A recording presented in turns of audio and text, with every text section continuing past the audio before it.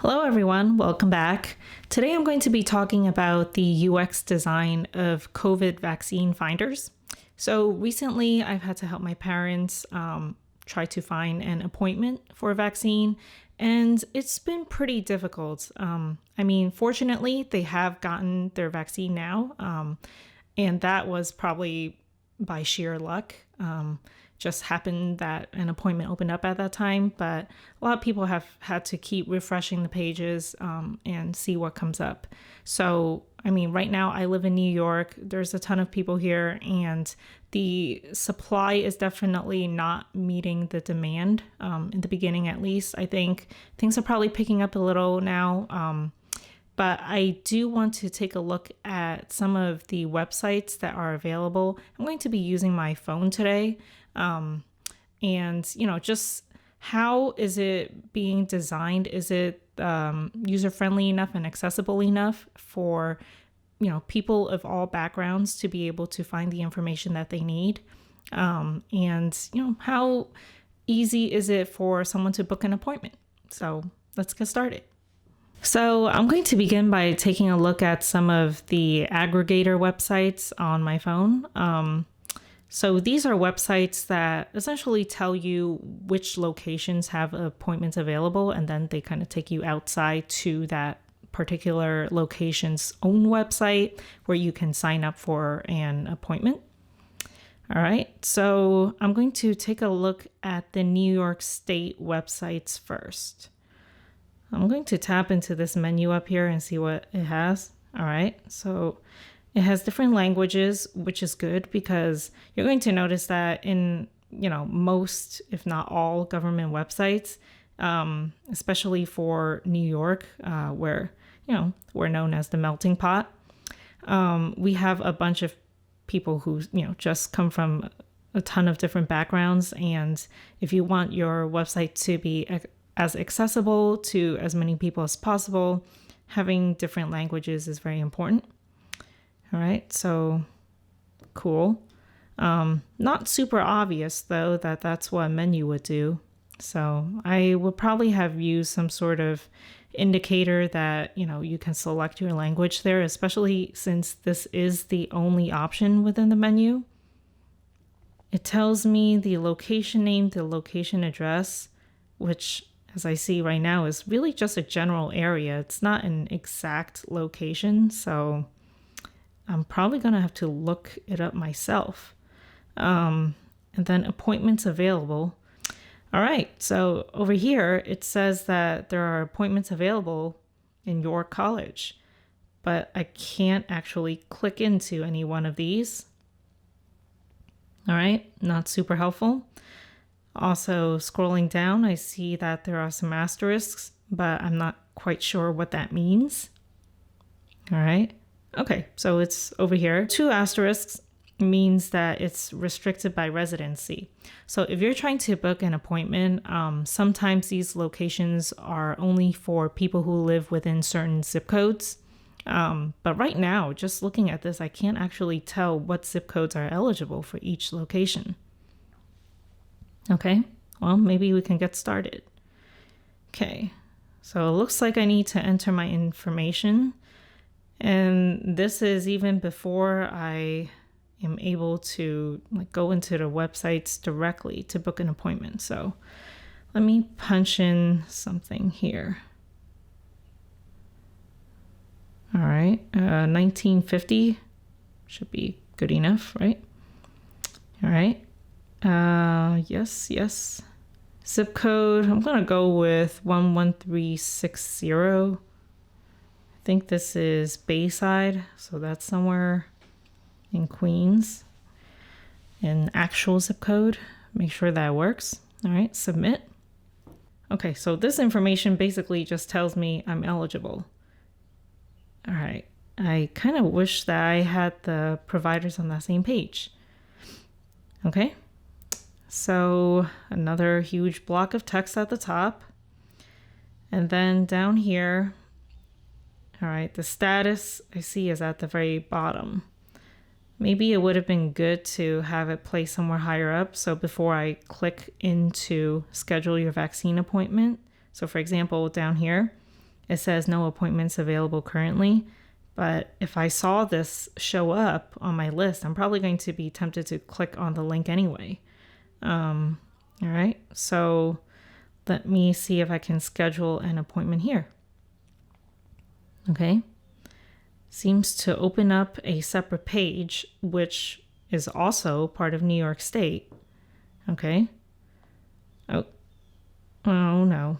So there's a scroll within a scroll. All right, that's pretty awful from a UX perspective. Just having to be very, very careful about where I scroll and where my thumb is located on my phone. There's the address in really, really tiny text. Whereas the location is like humongo in comparison. And it says, all right, I can click on the map for driving directions. Event type, point of dispensing. Not even sure what that means. Oh, does that mean like this is where I can actually get the vaccine? I don't know. Like compared to what other type of event? Seems like it's just all point of dispensing. All right. The copy here seems to be quite small in comparison. I mean, again, thinking about accessibility in terms of government websites, it's just, I mean, you have people visiting who are of all ages. And I feel like for an older individual, it might be tougher for them to, be able to read this copy here that doesn't seem to have enough leading and also is super tiny. And then let's say I want to actually book this. So select visit time. All right. And then now I can select a time to book my appointment. Pretty cool. All right. Well, I mean, these days there are way more appointments available. So let me just select one. I'm not going to secure it. At least I hope I'm not, because I don't want to take anyone else's place. This is what the experience is like for the Department of Health website. And I would say that it seems like I still have to jump through quite a few hoops to see if something's available.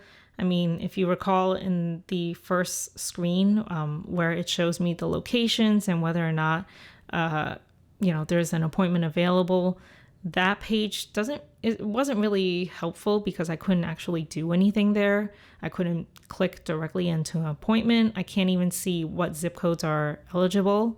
So I would say if they can kind of cut that screen and kind of, jump straight to the appointment booking, that would be fantastic. So another aggregator I wanted to take a look at is called TurboVax. This one is not a government-run website. It's actually created by an individual. And I think it's pretty cool because, at the very beginning, I can see that there's no appointments available. So let's see, show unavailable sites as well. If you're just interested, it grays it out, no availability. So I know that I don't actually have to click into any one of these. Also super helpful in that, this having an emoji next to not available, it's just a very quick read than having to scroll through an entire list and see, does it say not available? Does it say available? The downside for this is that I guess I don't know how comprehensive this list is. I mean, as I just saw, I knew that your college does have availability. It seems like I was able to book something and it says it was available 40 minutes ago. Maybe it's available again. I'm not quite sure how often this updates. It might not have the real-time data that government websites do. So that's probably why it hasn't updated yet. Okay, so let's actually click into New York City vaccine list. When we find openings, a sign up button appears. Okay, so if there is no opening, I guess I don't have to worry about, trying to click into that location. Right from the top, it tells me how many appointments are available. And also I can see the address here and be able to sign up for it. And there's also a note that tells me whether or not I need a verified account within each one of these locations. And proof of residency here, for example. Yeah, so super helpful. Let's see, what does this say? Okay, cool. So underneath this drop down, I can also see how many are available on each date. It even has a map view. And I can filter it by appointments available or appointments unavailable. It would have been more helpful if it already started out zoomed in to my location so I can see if there's anything near me that is currently available. The last aggregator I want to take a look at is for New York City. So vaccinefinder.nyc.gov. Now, the UI here might not be as modern looking as, say, TurboVax, but I do think that there's a ton of really helpful information here. I wish that there was a way you can select a language because, again, for a government website, you really do want to be as accessible as possible. And also the copy here can probably be a bit bigger. Let me try to type in a zip code. I think this is Bayside. All right, cool.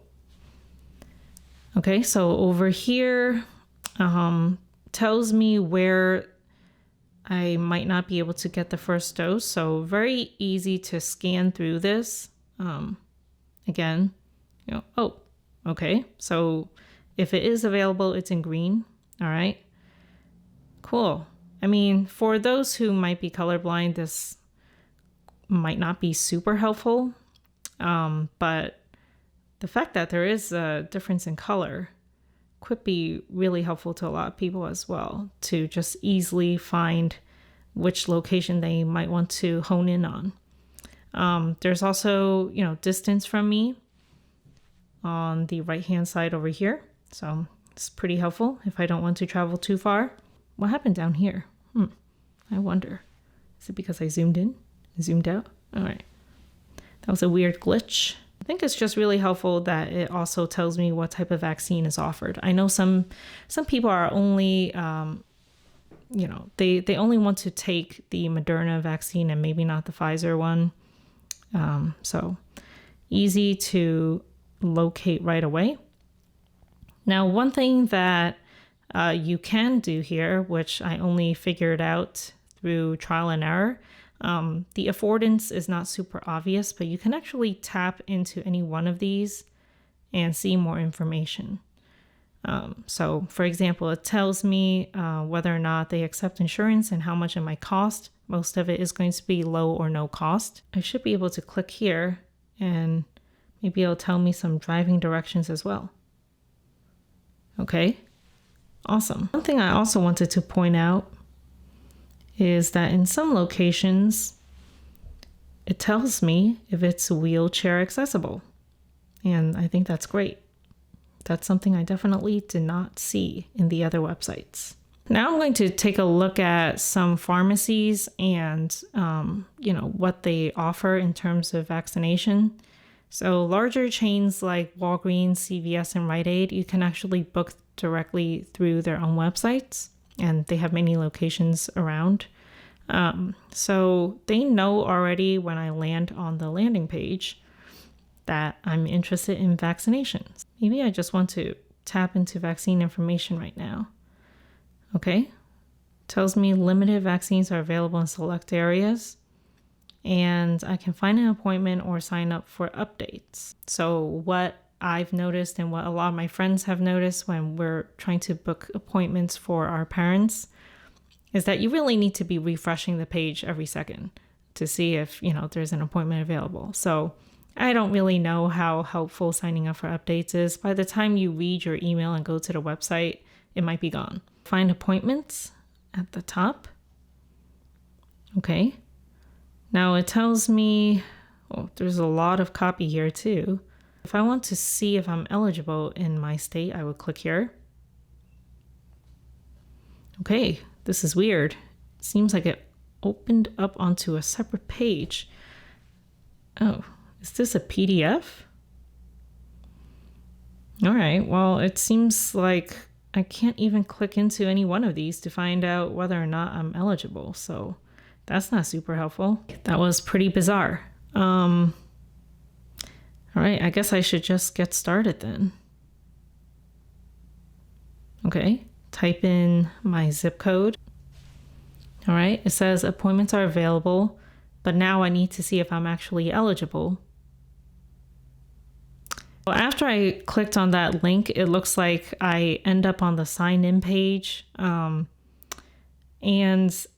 the thing that sucks about, booking an appointment through a pharmacy is that you really have to sign up for an account on each one of their websites. And it's just, if I have to sign in every single time, not very helpful, right? So pretty annoying to have to do it that way. Let's go to Rite Aid for the time being and see how it is. All right, so there's like a bunch of ads at the top. But at the top, I see it says free vaccine. Okay, well, there it is. And look for vaccine information. Okay. Well, I like the way that it's laid out. From a visual hierarchy perspective, I can easily see what the questions are. So, if I want to just schedule and check eligibility, I know to jump to this section right away. There are some FAQs over here as well. And I do like that they are in an accordion format so that I don't have to scroll a ton past a bunch of questions that I'm not even interested in having answered. They even have references. That's pretty important. And I've never seen this before on a website. Going back to the top, let's just say I want to schedule and check eligibility. I feel like maybe that could have been placed a little higher up. I mean, what most people are coming here for is to book an appointment, right? So, okay. Whoa, what is this? And it just tells me eligibility, but how will I know? Okay, it says schedule here. Oh, but that's like a really tiny link. Yeah, well, how would I have been able to find this, I wonder? Kept trying to tap into the hamburger menu here, but it doesn't seem to work. Okay, so looks like I need to fill in all this information first. Seems like there's even a bug on this page. As you can see, the form isn't loading, so let me try to refresh it. Well, that's pretty disappointing. Rite Aid, look into this, and you should probably fix it. I don't really have high hopes for the rest of this website because this is so glitchy right now. Can't even see the rest of this information. I'm going to move on to the next. So the last pharmacy that I want to take a look at is CVS. All right, so it says over here, no cost vaccine updates. I can either schedule a test or vaccine availability. Pretty easy to find this information right away. So let's say I want to tap into availability. All right, so again, there's still a ton of text at the top over here. I wish there was less copy before I can actually get to the information that I want, which is to book an actual appointment. All right. Well, at least down here, it seems like I can just click directly into state and I don't need to actually view this in a new window, and it's not like in super small text like with Walgreens or Rite Aid. It doesn't look like some sort of PDF. Okay, so if I tap into New York, okay, cool. It tells me if I'm eligible. Seems like this is all upstate. Does that mean it's not available in New York City? Let's see. Well, there's no difference between New York and New York City. I'm just going to tap in here and try to schedule an appointment anyway. Again, the copy here can probably be a bit bigger. I feel like a lot of websites I visit these days, just the text is so small. Let me fill this out. Seems to be pretty quick. It's just 3 questions for now. Okay, continue. What do I need? Okay, cool. So now I can also let them know if I want my first dose or second dose. And maybe, they'll only send me to locations that offer one or the other. Okay, so let's say I need to start vaccination. Okay, and now I select my location. I think it probably would have been pretty helpful if they have some sort of step or completion indicator at the top to let me know, how many more of these pages I need to go through before I can actually book an appointment, if it's available. Okay, so selected New York. Okay, what is my age? That's pretty helpful. So instead of typing in my date of birth, I could just let them know I'm, let's say I'm age 65. I should be eligible, right? But then at the same time, it's kind of weird because the next question says, which of these applies to you? Well, resident of New York, age 65 or older, right? I just told you that I'm 65. And if it's none of the above, what does that even mean? Why would you need to know my age if that's the case? So it seems kind of like if I can select resident of New York, age 65 or older, maybe I don't even need that top text field that asks for my age. Okay. Now confirm my eligibility. Also wondering, if I select none of the above, how would they know whether or not I'm an essential worker? So start scheduling. Okay, now it uses my location.